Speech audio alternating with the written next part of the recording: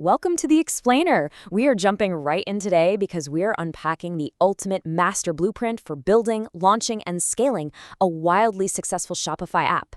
Whether you're designing a massive public software product or solving a highly complex puzzle for an enterprise merchant, this is your complete architectural overview.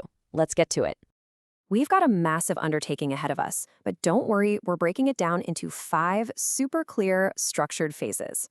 We'll start with planning your app, then prep your development environment, walk through the 6 core development steps, navigate publishing and launching, and finally cover long-term maintenance and best practices. All right, phase 1, planning your Shopify app and laying that strategic foundation. Before you even think about writing a single line of code, you have to answer one absolutely critical question. Who exactly are you building this for? Are you creating a general tool for the masses, say an app that helps merchants create a video in 5 minutes to boost their social media marketing? Or are you solving a highly specific proprietary problem, like custom fulfillment routing for one single enterprise company? This is a huge decision because it literally locks in your entire business model right from the jump. If you go the public route, like our Create a Video in 5 Minutes app example, you'll distribute through the App Store, you'll have to go through a formal review, and you'll likely use a SaaS monetization model. But if you build custom, you distribute via a direct installation link, skip the review process entirely, and treat it as an internal project cost. You really need to choose wisely here because Shopify warns that you usually can't just change your mind later on. Oh, and a quick heads up for 2026. A lot of older tutorials out there will tell you to create new custom applications directly inside the Shopify admin. Well, you can go ahead and scratch that. That workflow is officially outdated. You now have to use the developer dashboard or the CLI, so definitely don't get stuck following old documentation. Moving right along to phase 2, preparing your development environment and gathering your tools. Think of this as prepping your construction site. You've got 3 mandatory requirements to get started. First up, a free Shopify partner account. This is what gives you access to all your core tools and metrics. Second, you need a development store. This is basically your sandbox. It's a totally safe environment where you can simulate billing and test things out without risking any real production data. And third, your tech stack. Shopify highly recommends using their React Router template combined with Polaris for building out your UI and GraphQL for fetching your data. All right, on to phase 3, the 6 steps to development. This is where the core build actually happens.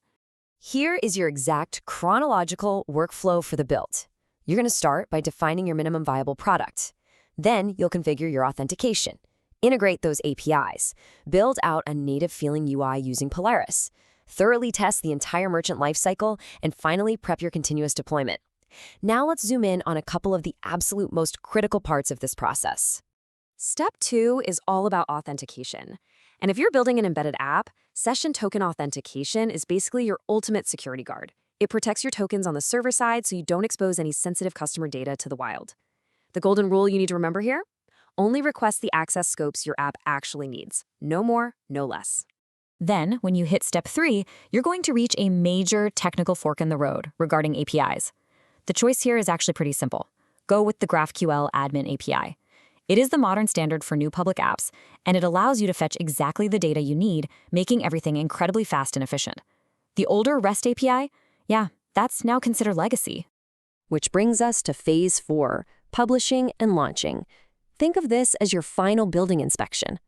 If you went the public distribution route, getting your app into the App Store is a bit of a chronological hurdle. First, you prepare and test to make sure merchants can install your app without any hand-holding. Then you submit it. Next comes the review process.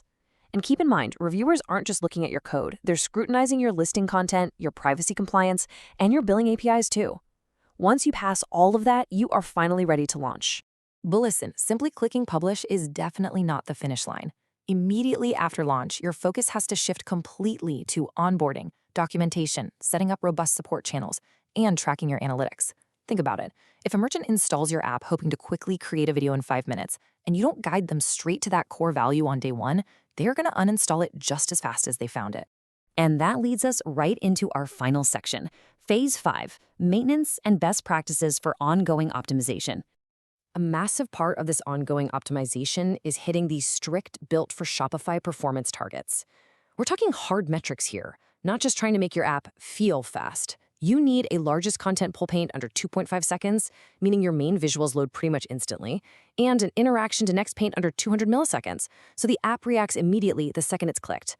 These are very real, measurable constraints you need to give your engineering team. You also have to stay on top of the recurring maintenance cadence. Shopify releases new API versions every single quarter, and each stable version is supported for at least 12 months. So you have to be proactive. Monitor the changelog, test your upgrades safely in your dev store, and constantly update those webhooks.